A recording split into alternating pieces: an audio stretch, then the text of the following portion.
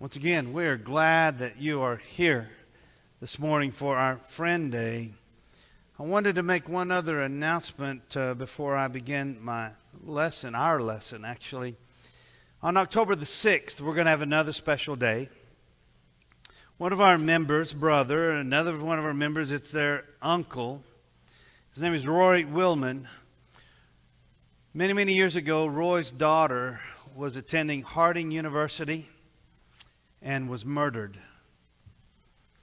And Roy is going to share with us about his process of eventually extending forgiveness to the two men that murdered his daughter. And he's going to talk about what that did for him and what that did for those two men and what it did for many others. We all struggle at times with forgiveness. We've all been hurt, and some more than others and worse than others, but I can't imagine the hurt and the anger and the bitterness and the things that go along with having a daughter in college that's murdered. And yet, he talks about that and the biblical response to that. And so if you're able, I would encourage you to come on that first Sunday in October and to hear what he has to say. When I heard about this story the first time and how he extended forgiveness and how these two men became Christians and now they are ministers of the gospel in jail and they've converted others, the hair on the back of my neck stood out for hours. And I had to call as many people as I could to tell them about this story. And so he's going to be here. And it's going to be a wonderful thing. We all need to probably learn how to forgive a little bit better and let go of some things. And so I hope that you'll come. The passage this morning that we read was this passage about two great friends. When you line up friends in the Bible, and probably at the top of the list is the friendship of David and Jonathan. And it's something that impacted them, but not just them, but it carried on for a couple of generations or more. And that's where we get our lesson this morning. And I want you to know that the friendships that you have not only impact you profoundly in positive ways in your life, but it can impact the relationships that might come later on between children and even grandchildren. And so your being here is such a powerful way of saying, you are my friend. And so I appreciate that. I call this story about a crippled man and three great words. There are a lot of passages in the Bible, a lot of stories about crippled men in the Bible. For example, Matthew chapter 9, Mark chapter 2, and Luke chapter 5 is that very familiar story of the paralytic who had four friends that carted their friend to Jesus, and he was able to heal them. I love that story. We looked at that story last year at Friend Day, as a matter of fact.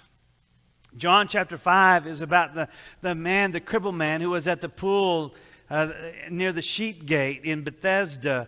And Jesus comes up to him and he asks him, he'd been crippled for 38 years. And he asks him, do you want to get well? You remember that story, John chapter 5?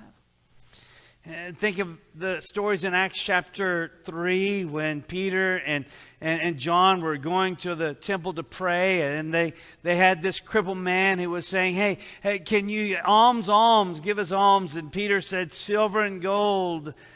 The old King James that I learned growing up says, silver and gold have I none, but what I have I'll give you. And I say to you, rise up and walk. Do you remember that? Acts chapter 3, the crippled man healed. In Acts chapter 9, Peter healed Aeneas, a crippled man. In Acts chapter 14, Paul, the apostle, got in on the act and he healed a crippled man too. There are a lot of stories about crippled men in the Bible and about their healing. Our story is an Old Testament story. And there's no healing involved in this story. But it is a powerful, powerful story. And when I read this story, when I study this story, there's so many wonderful lessons that come from it. And I couldn't decide on which one. The story is about Mephibosheth.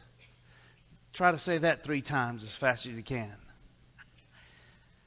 Really, his first name was Merib-Baal, which means contender against Baal.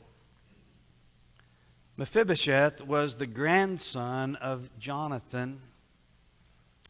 And you could read about him. We may need to bring that in a little bit. 2 Samuel chapter 4, we first read about him. Now you can read about him in the Chronicles when it talks about the Chronicles of Kings. And there Jonathan's son is Mephibosheth. I'm sorry, it's Merib-Baal. But he's called Mephibosheth in 2 Samuel chapter 4. Let me tell you what happened. You remember when Saul was contending against David, and then they go to war, and Saul and Jonathan are both killed. Saul falls on a sword and kills himself, and Jonathan is killed by the Philistines. Well, then David has the outright position as king. Although, as the grandson of Saul, as the son of Jonathan, the firstborn of Saul, Merib-Baal or Mephibosheth should be king. What happened in those days, and still today in some countries over in other parts of the world, if someone overthrows a government, then everyone that has ties to that king or that dictator or that ruler is killed. So word gets back to the people that are caring for Mephibosheth and says Jonathan has been killed, and that's bad news. And so they get scared.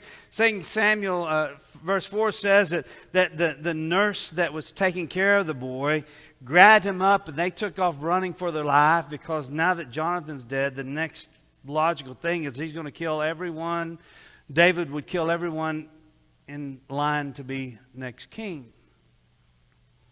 Well, the nurse, he's 5 years old, carries him, and then she falls, and he is crippled at the age of 5, not able to walk.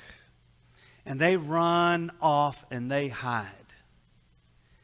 And they hide in a place that is called Lodabar, which is really a place of barrenness. No bread is what that means. And so that's where Mephibosheth is in 2 Samuel chapter 4. Chapter 8, things are going great for David. We'll get there. Let me go on down. Things are going great for David. I mean, everything he touches, every person that goes against him, he overthrows. He's expanding the kingdom, and all the nations are fearful of him, and he's overcoming them, and things are great, and he knows it's God that's blessing him. That God is a reason why that he's meeting with these successes. And so he talked about that in chapter 8. Chapter 9, he remembers a promise to this friend, Jonathan. We read about that. You remember Jonathan says, look, you remember me and you make an oath with me that you'll take care of me, or you'll take care of my offspring, that everything's going to be okay, that you'll show loving kindness or mercy toward me and toward my offspring. Jonathan knew that David was going to be the next rightful king. And he had no animosity toward David, and he knew what was right and what God wanted, and they were best friends. And so if you would, turn to 2 Samuel chapter 9.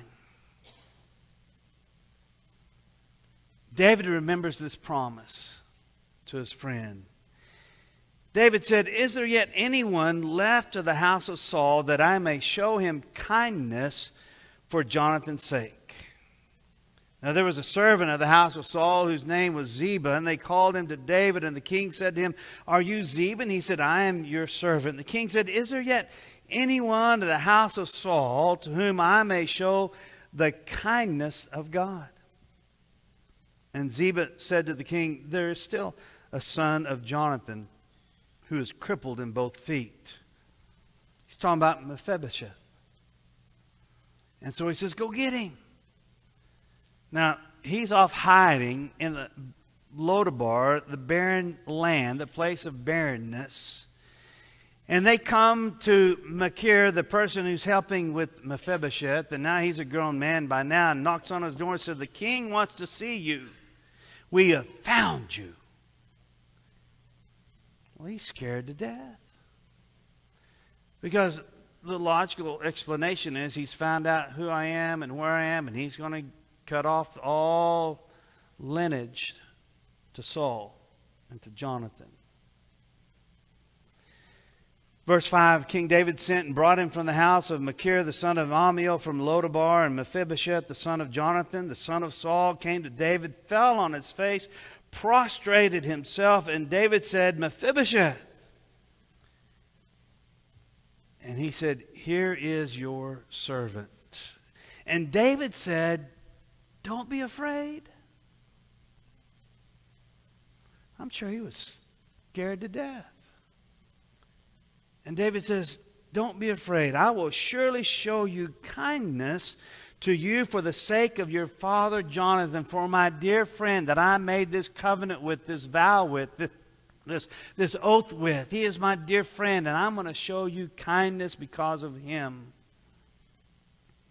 And will restore to you all the land of your grandfather Saul, and you shall eat at my table regularly." You're going to eat at my table, the king's table. You're going to eat the king's food. You're going to eat with the king's family every day.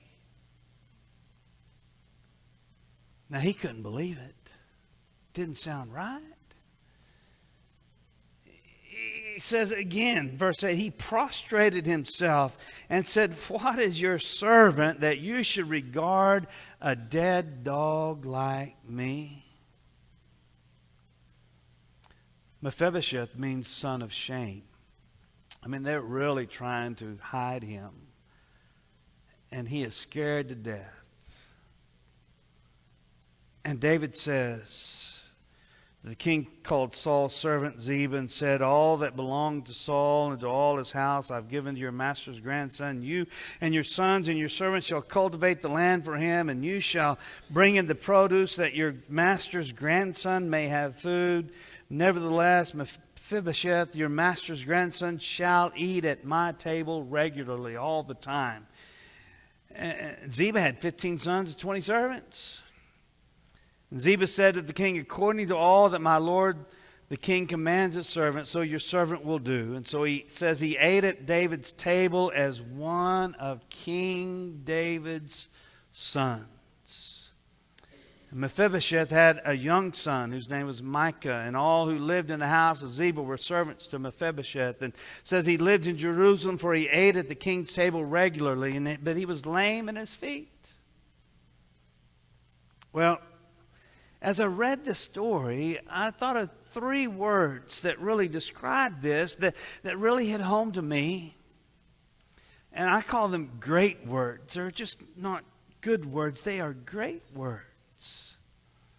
And I want us to look at these 3 great words this morning and see how they might apply to us and how they might encourage us. The first word that pops out is grace.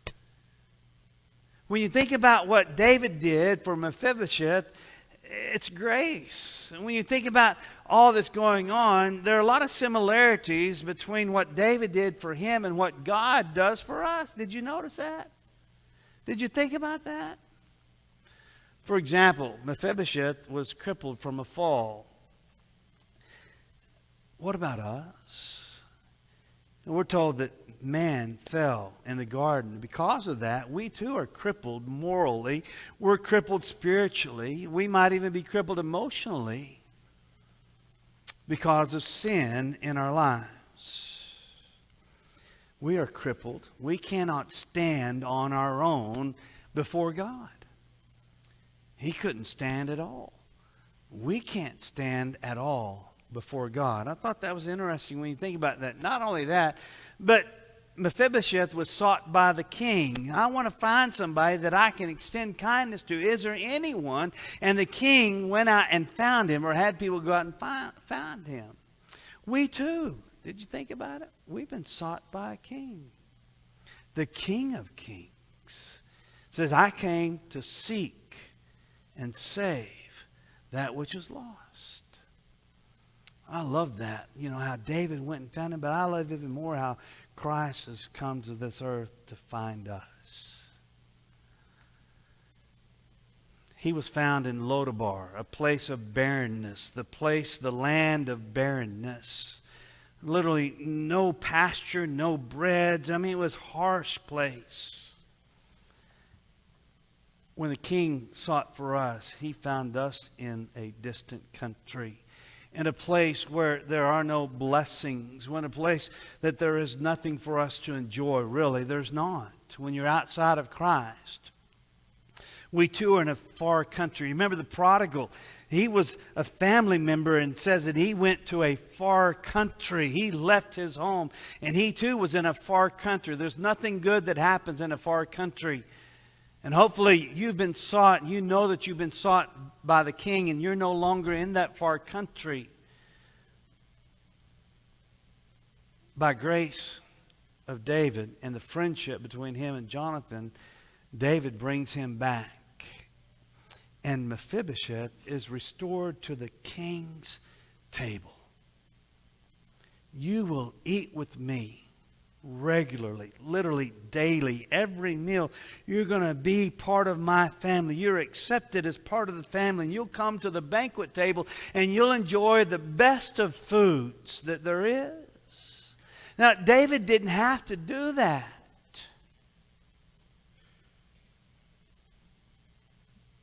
He didn't have to do any of these things, but that's what he wanted to do. That's grace. It's a great word. Grace. The grace that David extended him is the grace that God extends to us as well. And I love that about this story. And we too one day will be restored to the King's table in heaven. The second word is kindness. This story is saturated with kindness. You look at verse 1. Is there anyone that I may show kindness? And I love verse 3 when he says, is there anyone yet of the house of Saul to whom I may show the kindness of God? It goes all the way back to this friendship that they had that we read about in 1 Samuel chapter 20. Kindness. People can be so cruel today. It was just last week, right? Was it last week? Where the boy at school in Florida, they said, show your school colors day. And he had an orange shirt and he drew with pencil and pinned it to him, UT, University of Tennessee. You remember? Elementary kid. He makes this homemade. He couldn't afford, I guess, a big fancy shirt from some college store or whatever. And so he makes this and he was proud of it, as teacher said. And the kids saw that and they made fun of him. They're cruel. Adults can be pretty cruel too.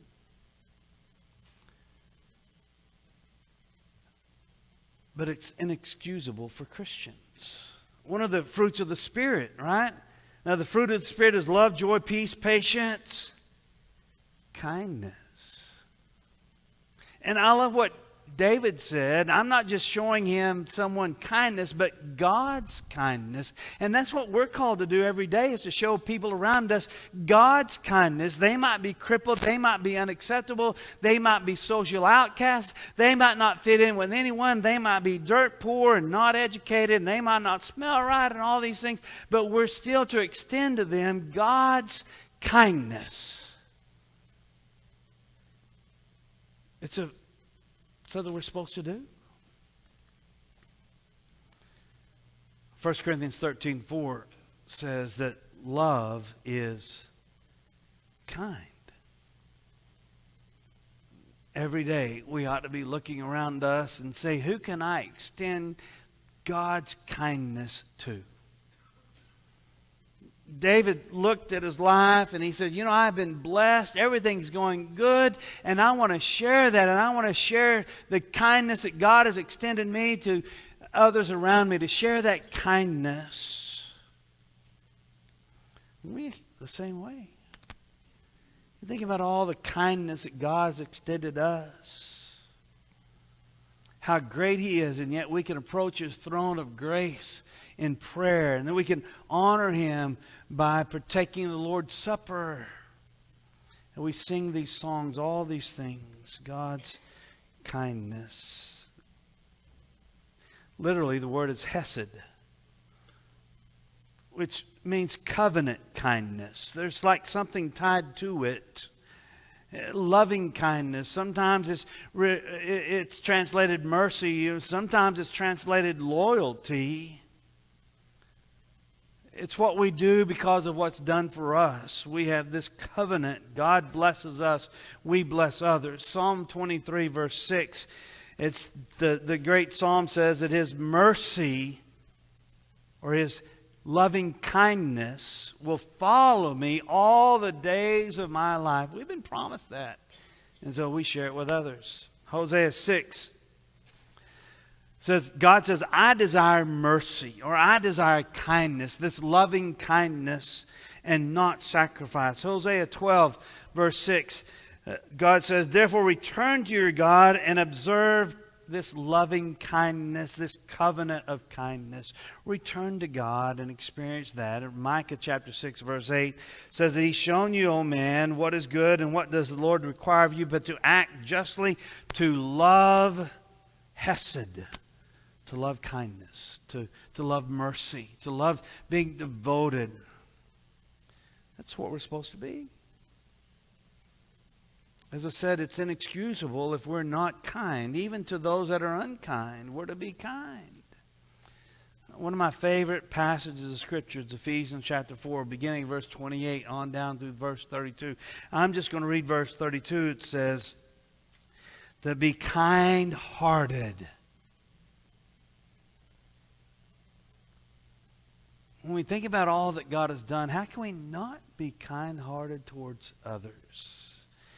And so it's one of these great words that pops out in this story is kindness. And I love that. And then finally, the third word that comes from this story that I think is not just a good word, but is a great word, and that is thankful.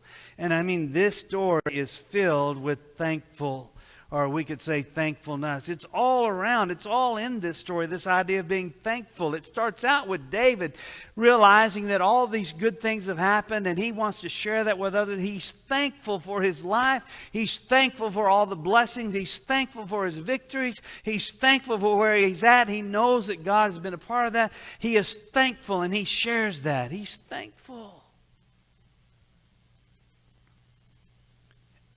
And then Mephibosheth gets called in. He is scared to death and lays down and says, I'm your servant, and makes no claim to being the king in David's place. And David says, don't be afraid. He said, I'm going to do this. And he says, who am I that you would do this to a dead dog? And David's like, yeah, I'm going to do this because I'm thankful to God. I think he understood he's thankful to Jonathan, who's long gone, but he's still thankful to Jonathan. And so the next day and the next day and the next day and every day until Mephibosheth dies, where's he at when it comes time to eat? Breakfast, lunch, and supper. He's at that table and he's among his new family, the king's family. He's accepted as one of those and he's eating the best of the best food. And not only is David thankful for Jonathan and Mephibosheth and all that God's done, now Mephibosheth is thankful to David. Every day, they're both thankful. I want to tell you, you want to have joy in your life, you find reason to be thankful every day. And there is. I don't care how horrible your life might be or how difficult some of the circumstances you might find yourselves in. Guess what? Did the alarm go off this morning? You could hear. Flip that switch and what comes on? You can see. You have a roof over your head. Anybody walk to services this morning? We drove. We have so much to be thankful for. That makes every day better. They didn't have to look very far to be thankful. And us? We don't have to look very far. We've been blessed with every spiritual blessing which is in Christ Jesus our Lord. Ephesians 1 verse 3. We've been given a hope that is imperishable, undefiled, that will not fade away. We have Jesus who's promised to be with us always, even to the end of the age. We have a peace that surpasses all understanding. We have the ability to pray so that our hearts might be guarded. So much to be thankful for. You think about Mephibosheth and how thankful he was and how it changed his life. That doesn't compare one iota to how our lives have been changed by our King, by our God. That's a great word. Thankful. Thankful. Grace and kindness and thankfulness. Which of these three speak the most to you? I couldn't decide which one to preach on. I just lumped them all together. They're so great. How can you omit one? But I want to ask, are you in need of grace? Are you in a far country? The King is seeking you because of friendship. Do you need to show kindness more in your life? Are you thankful? We have all these reasons to be thankful. I want you to know that grace is found in obedience to God's word. We find grace. We're given a gift that we cannot earn at all as we obey. Kindness is something that is exhibited every day by those who are faithful. It's a fruit of the Spirit. And then we're to be thankful every day. We have reason to be thankful every day.